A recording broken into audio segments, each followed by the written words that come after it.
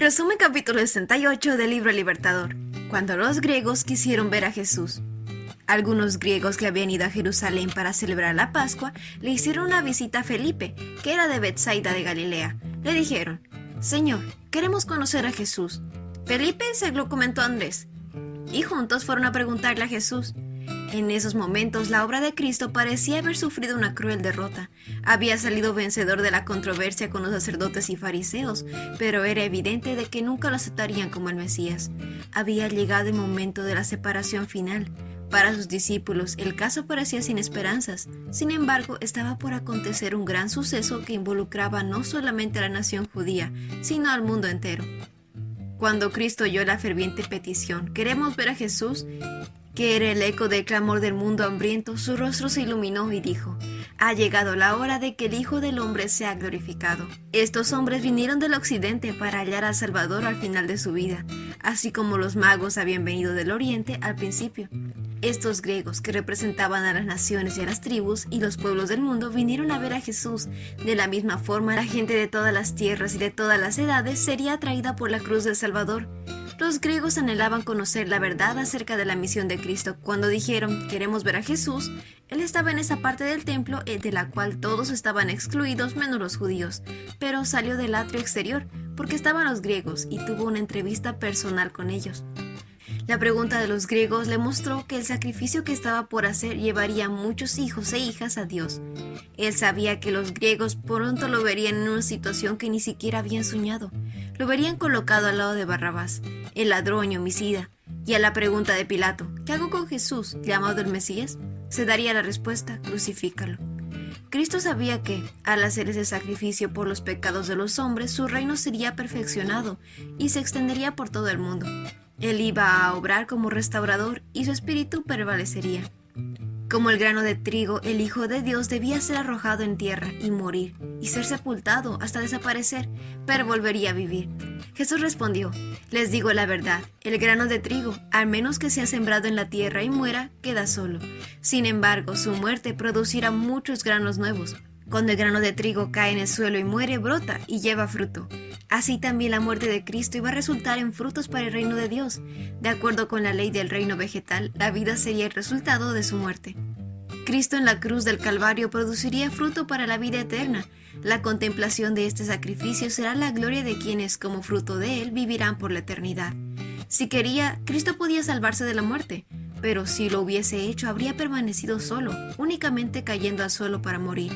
Podía llegar a ser la semilla de esta enorme cosecha, la gran multitud que, de toda nación, tribu y lengua, sería el pueblo redimido por Dios. La vida dedicada al yo es como el grano que se come, desaparece y no hay frutos. Un hombre puede juntar para sí todo lo posible, puede vivir y pensar hacer planes para sí, pero su vida pasa y no queda nada. La ley de servirse a sí mismo es la ley de la destrucción propia. Todos aquellos que han llevado con Jesús la cruz del sacrificio compartirán con él su gloria. Son colaboradores con Cristo, y el Padre los honrará como honra a su Hijo.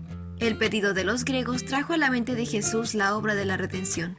Desde el momento en el que el plan fue trazado en el cielo hasta su muerte, que ahora estaba tan cercana, una nube misteriosa pareció rodear al Hijo de Dios. Sentado quedó inmerso en sus pensamientos hasta que al fin su voz entristecida rompió silencio. «Ahora mi alma está muy entristecida. ¿Acaso debería orar: Padre, sálvame de esta hora?».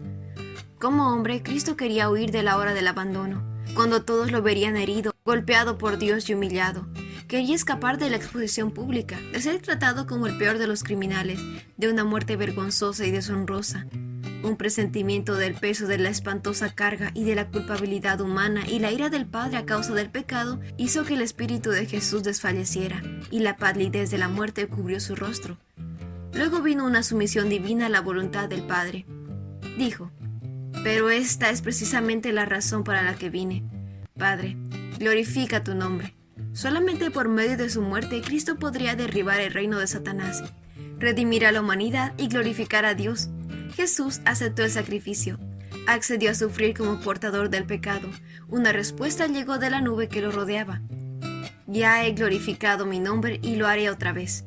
En la prueba que se acercaba, sus sufrimientos divino-humanos iban a glorificar en verdad el nombre de su Padre. Al oírse la voz, una luz rodeó a Cristo, como si los brazos del poder infinito se posasen alrededor de él, como una muralla de fuego. Nadie se atrevió a hablar. Todos permanecieron con los ojos fijos en Jesús. Una vez que el Padre terminó de dar su testimonio, la nube se alzó y se dispersó en los cielos. Los griegos indagadores vieron la nube, oyeron la voz y comprendieron su significado. Reconocieron la verdad acerca de Cristo, quien les fue revelado como el Hijo de enviado de Dios. La voz de Dios había sido oída en ocasión del bautismo de Jesús y nuevamente en ocasión de su transfiguración. Ahora, al final de su ministerio, fue oída por tercera vez por un número mayor de personas y en circunstancias peculiares. Jesús dijo: «La voz fue para el beneficio de ustedes, no mío». Era la evidencia máxima que el Padre daba de que Jesús había dicho la verdad y que era el Hijo de Dios. Cristo continuó: «Ha llegado el tiempo de juzgar a este mundo.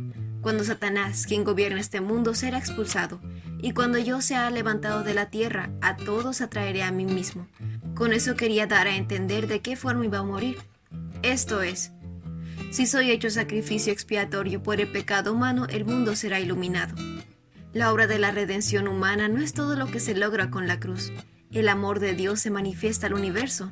Las acusaciones de Satanás contra el cielo son refutadas para siempre.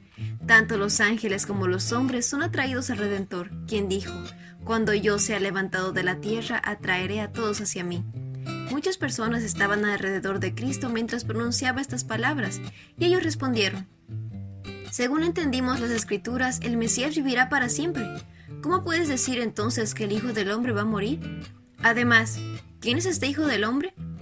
A pesar de que había hecho tantas señales delante de ellos, no creían en él. Habían cerrado los ojos y endurecido su corazón. Ahora que el Padre mismo había hablado, ya no podían pedir otra señal. Seguían negándose a creer.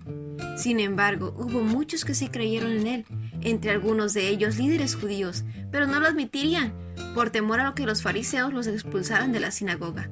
Con el fin de ahorrarse la condena y la vergüenza, negaron a Cristo y rechazaron el ofrecimiento de la vida eterna. Qué terrible fue para ellos que no reconocieron el momento de su oportunidad. Lentamente y con pesar, Cristo dejó el templo para siempre.